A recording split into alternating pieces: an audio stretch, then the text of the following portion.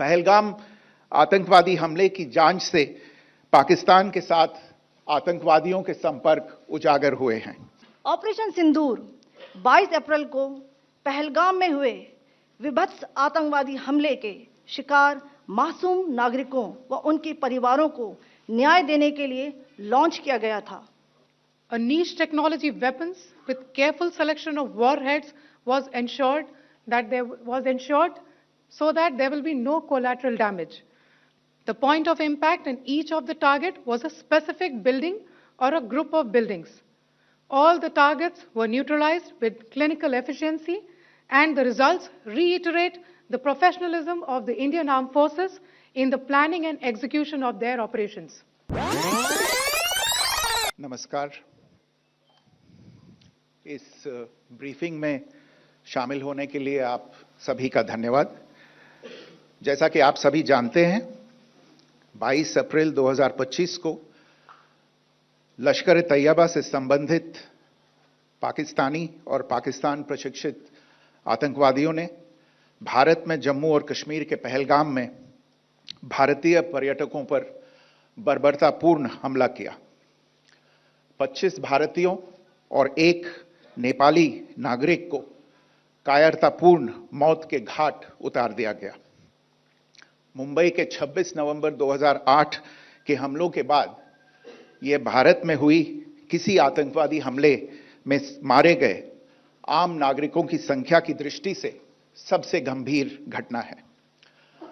पहलगाम का हमला अत्यधिक बर्बरतापूर्ण था, जिसमें वहां मौजूद लोगों को करीब से और उनके परिवारों के सामने सिर पर गोली मारी गई। हत्या के इस तरीके से परिवार के सदस्यों को जानबूझकर आघात पहुंचाया गया। साथ ही उन्हें यह नसीहत भी दी गई कि वे वापस जाकर इस संदेश को पहुंचा दें। यह हमला स्पष्ट रूप से जम्मू और कश्मीर में बहाल हो रही सामान्य स्थिति को बाधित करने के उद्देश्य से किया गया था। चूंकि पर्यटन फिर से अर्थव्यवस्था का मुख्य आधार बन रहा था, इस हमले का मुख्य उद्देश्य इसे प्रतिकूल रूप से प्रभावित करना था।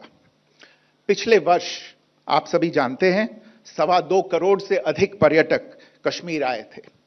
इस हमले का मुख्य उद्देश्य इसलिए संभवतः यह था कि इस संघ राज्य क्षेत्र में विकास और प्रगति को नुकसान पहुंचाकर इसे पिछड़ा बनाए रखा जाए और पाकिस्तान से लगातार होने वाले सीमा पार आतंकवाद के लिए उपजाऊ जमीन बनाने में सहायता की जाए।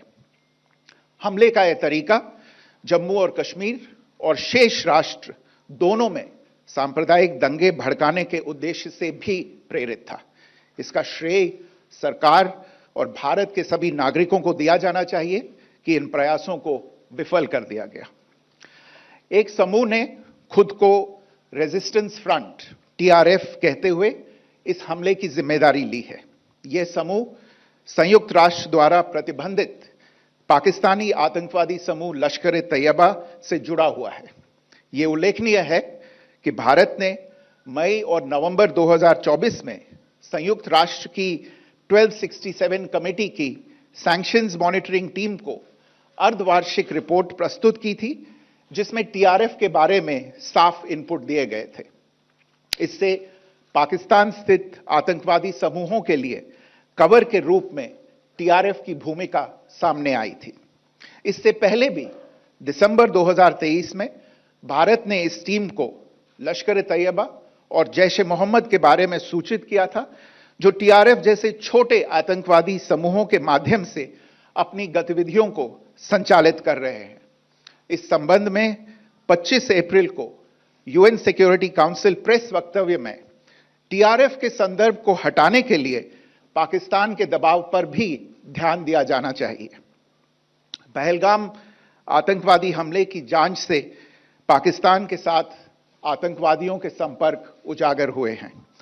रेजिस्टेंस फ्रंट द्वारा किए गए दावे और लश्कर तैयबा से ज्ञात सोशल मीडिया हैंडल द्वारा इसको रीपोस्ट किया जाना इसकी पुष्टि करता है।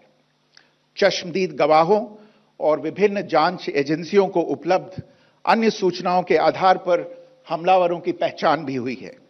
हमारी इंटेलिजेंस ने इस टीम के योजनाकारों और उनके समर्थकों की जानकारी जुटाई है। इस हमले की रूपरेखा भारत में सीमा पार आतंकवाद को अंजाम देने के पाकिस्तान के लंबे ट्रैक रिकॉर्ड से भी जुड़ी हुई है, जिसके लिखित और स्पष्ट दस्तावेज उपलब्ध हैं। पाकिस्तान दुनिया भर में आतंकवादियों के लिए एक शरण स्थल के रूप में पहचान बना चुका है। यहां अंतर्राष्ट्रीय स्तर पर प्रतिबंधित आतंकवादी सजा पाने से बचे रहते हैं। इसके अलावा पाकिस्तान ने इस मुद्दे पर विश्व और फाइनेंशियल एक्शन टास्क फोर्स जैसे अंतर्राष्ट्रीय मंचों को जानबूझकर गुमराह करने के लिए भी जाना जाता है। साजिद मीर का मामला, जिसमें इस आतंकवादी को पाकिस्तान ने मृत घोषित कर दिया था और फिर अंतर्राष्ट्रीय दबाव के परिणाम स्वरूप वो जीवित पाया गया, इसका सबसे स्पष्ट उदाहरण है। यह स्वाभाविक है कि पहलगाम में हुए इस हमले से जम्मू और कश्मीर के साथ साथ भारत के अन्य भागों में भी आक्रोश देखा गया। हमलों के बाद भारत सरकार ने स्वाभाविक रूप से पाकिस्तान के साथ संबंधों को लेकर कुछ कदम उठाए। आप सभी उन निर्णयों से अवगत हैं जिसकी घोषणा 23 अप्रैल को की गई थी। तथापि यह आवश्यक समझा गया कि 22 अप्रैल के हमले के अपराधियों और उनके योजनाकारों को न्याय के कटघरे में लाया जाए। हमलों के एक पखवाड़े के बाद भी पाकिस्तान द्वारा अपने क्षेत्र या अपने नियंत्रण वाले क्षेत्रों में आतंकवादियों की इंफ्रास्ट्रक्चर के विरुद्ध कार्रवाई करने के लिए कोई स्पष्ट कदम नहीं उठाया गया है। उल्टे वो इनकार करने और आरोप लगाने में ही लिप्त रहा है। पाकिस्तान आधारित आतंकवादी मॉड्यूल्स पर हमारी खुफिया निगरानी ने संकेत दिया है कि भारत के विरुद्ध आगे भी हमले हो सकते हैं। अतः इनको रोकना और इनसे निपटना दोनों को बेहद आवश्यक समझा गया।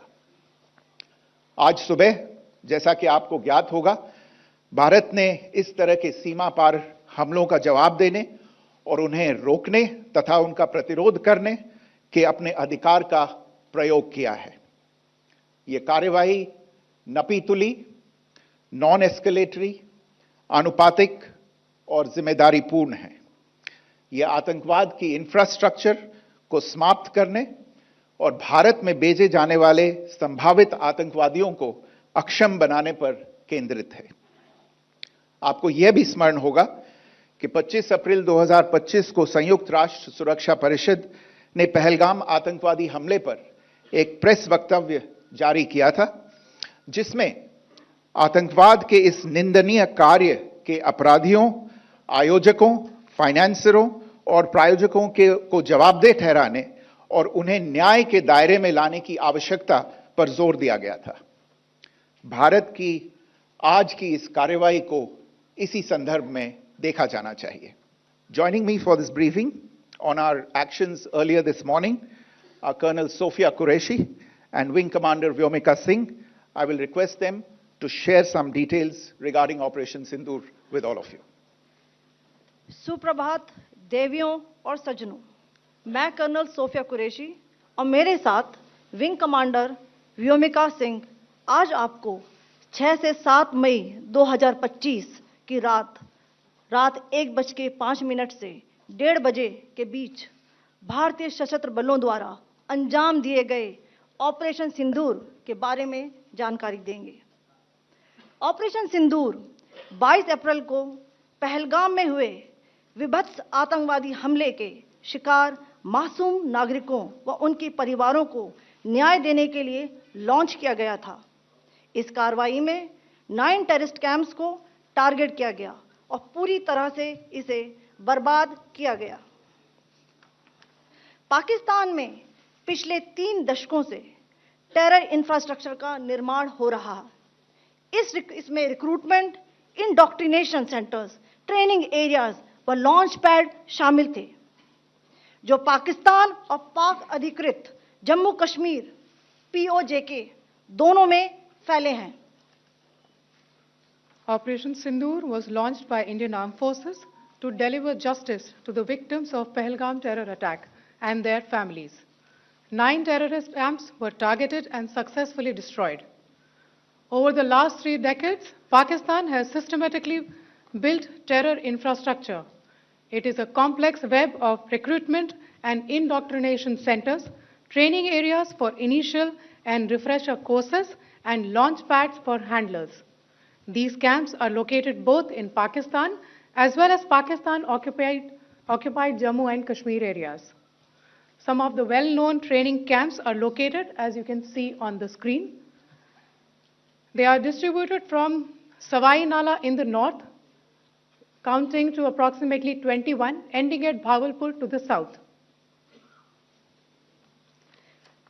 इन लक्ष्यों का चयन विश्वसनीय इंटेलिजेंस सूचनाओं के आधार पर हुआ ताकि आतंक गतिविधियों की रीढ़ तोड़ी जा सके और यह खास ध्यान दिया गया कि निर्दोष नागरिकों और सिविलियन इंस्टॉलेशन को नुकसान न पहुंचे.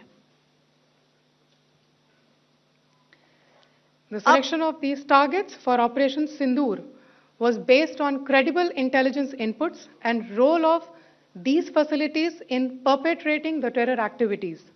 The locations were so selected to avoid damage to civilian infrastructures and loss of any civilian lives. This was done with due diligence, and the camps selected for targeting and their engagement will now be shown to you one by one. POJK के target मैं आपको बताना चाहूंगी. सबसे पहले सवाई नाला camp Muzaffarabad, जो कि POJK के लाइन ऑफ कंट्रोल से 30 किलोमीटर दूर है. यह एक लश्कर तौयबा का ट्रेनिंग सेंटर था.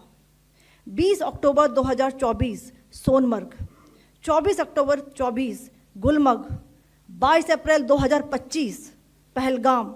इन हमलों के आतंकियों ने यहीं से प्रशिक्षण लिया था. सैयदना बिलाल कैंप मुजफ्फराबाद, यह एक जैश ए मोहम्मद का स्टेजिंग एरिया है. यह हथियार, विस्फोटक और जंगल सर्वाइवल ट्रेनिंग का केंद्र भी था. गुलपुर कैंप कोटली,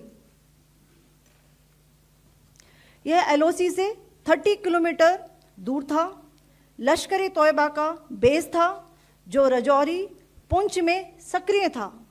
20 अप्रैल 2023 को पुंछ में और 9 जून 2024 को तीर्थ यात्रियों के बस हमले में यहीं से आतंकी को ट्रेन किया गया था.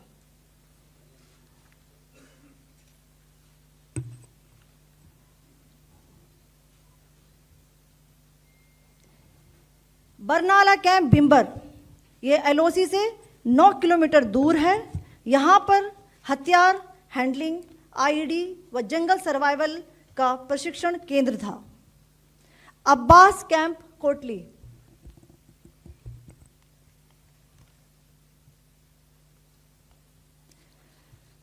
यह LOC से 13 किलोमीटर दूर है.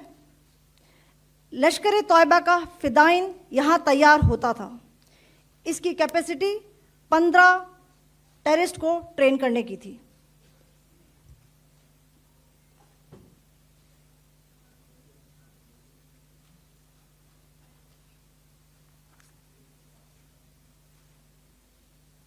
अब मैं पाकिस्तान के अंदर के टारगेट से अवगत कराना चाहूंगी. पहला, सर्जल कैंप सियालकोट. यह अंतर्राष्ट्रीय सीमा से 6 किलोमीटर की दूरी पर है, सांबा कठवा के सामने.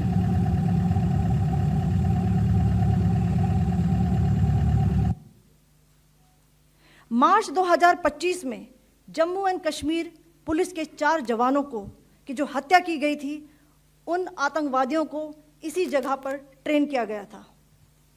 दूसरा, महमूना जाया कैंप सियालकोट. यह 18 से 12 किलोमीटर IB से दूर था. हिजबुल मुजाहिदीन का बहुत बड़ा कैंप था. यह कठुआ जम्मू क्षेत्र में आतंक फैलाने का नियंत्रण केंद्र था.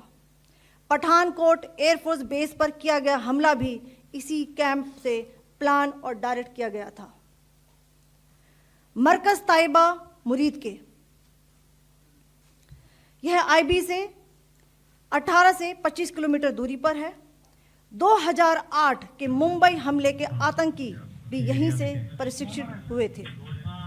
अजमल कसब व डेविड हेडली भी यहाँ ट्रेन हुए थे।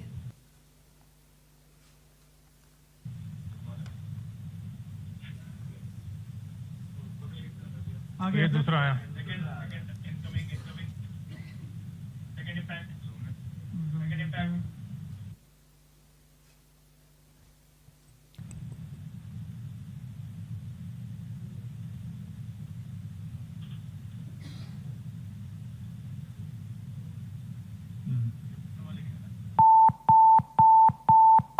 टारगेट 10 हुआ है सर अभी। टारगेट 10 हुआ है, एंक्लोजर सेम ही है। 7 it is hit the target. हाँ हाँ।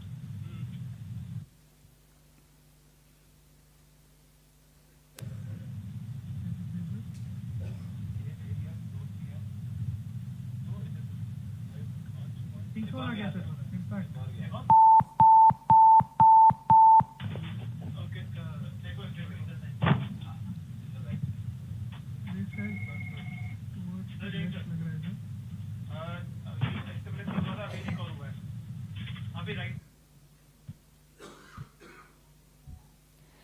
मरकज सुभान अल्लाह भावलपुर ये इंटरनेशनल बाउंड्री से 100 किलोमीटर दूर है। जैश ए मोहम्मद का मुख्यालय था। यहाँ पर रिक्रूटमेंट, ट्रेनिंग व इंडॉक्ट्रिनेशन का केंद्र भी था। शीर्ष आतंकी अक्सर यहाँ आते थे। मैं आप सबको बताना चाहती हूँ कि किसी भी सैन्य ठिकाने का निशाना नहीं बनाया गया और अभी तक किसी तरह की नागरिक क्षति की रिपोर्ट नहीं है। धन्यवाद। जय Hind.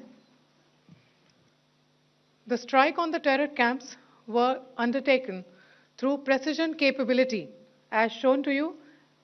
A niche technology weapons with careful selection of warheads was ensured